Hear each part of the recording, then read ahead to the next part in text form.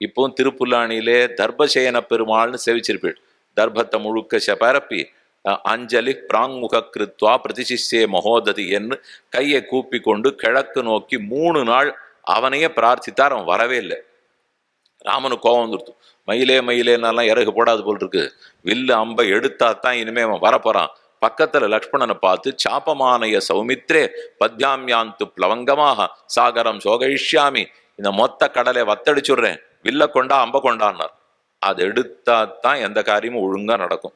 நம்ம அப்படியே பிரார்த்திச்சுட்டே இருந்தோம், மயிலே மயிலேன்னா இறகு போடுமா? நடக்காது. அதனால வில்லு வந்தது, அம்பு வந்தது, பூட்டிட்டார். பூட்டிட்டு விட போற தருணம் பயந்து போயிட்டான். கையை கூப்பிட்டு திராகி திராகி ராமா நீ தான் ரட்சிக்கணும், இந்த அம்பை என் பேர்ல விட்டுடாதேனால் அடுத்த நிமிஷம் என்னமா ராமன் பேச்சை மாத்திட்டார் தெரியுமோ. இவன் அடிக்கிறதா தான் அம்பைய பூட்டியிருக்கார். அவன் கையை கூப்பிண்டு சரணம்னு வந்த உடனே இல்ல யாரானு உன் விரோதிகள் இருந்தா சொல்லு, அவ பேர்ல விடுறதுக்கு தான் அம்பையே பூட்டிட்டேன்னு விட்டார். வால்மீகிக்கு ரொம்ப ஆச்சரியம். ராமனுமா போய் பேசுவார்? இது வரைக்கும் நான் கேள்வியே பட்டதில்லை. சத்திய வாக்கியனாத்தான் எழுதியிருக்கேன்னால் சத்திய வாக்கியத்தோங்கிறத விட்டு கொடுத்துட்டார். உண்மைதான் பேசுறோங்கிறதுல தோற்றார். ஆனா சரணாகத்தனை ரட்சித்துட்டோங்கிறத ஜெயிச்சுட்டார். அதனால ராமன் ஜெயிப்பரா தோப்பரா ஜெய ஜெய மகாவீரனால் அவர் தோற்றும் ஜெயிப்பார், ஜெயித்தும் தோற்பார், தோற்றும் தோற்பார், ஜெயித்தும் ஜெயிப்பார். எப்படியும் அவர் ஜெயிப்பார். அவர் தோக்கிறதுங்கிறது மட்டும் பார்த்ததே இல்லை. அந்த விஷயத்தை கூறத்தாழ்வான் சொல்லும் போது கோயங்குணா கதர கோட்டி கதக்கியான்வா கஸ்யஸ்து தேர் பதமஹோ பதகஸ்ய பூமிகி. ஆச்சரியமா கேட்டார். இது என்ன குணம்னே தெரியலையே ராமா.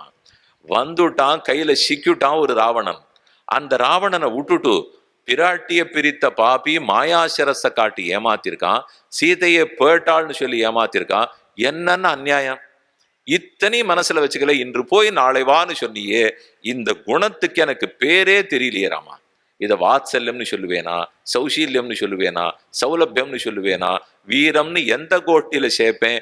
இதை எப்படி நான் புகழறதுன்னே தெரியலையே அப்படின்னு கூறத்தாழ்வான்னு சொல்லியிருக்கணும்னால் குணங்களாலேயே பேறு பெற்றவன் ராமன். இந்த குணம்தான் ஜெயிக்கிறது.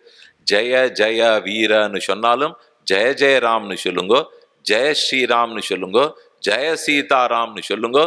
ஜெய ராமங்கிறதுனால குணங்களால் ஜெயிக்கிறான்னு ஆயிடுத்து.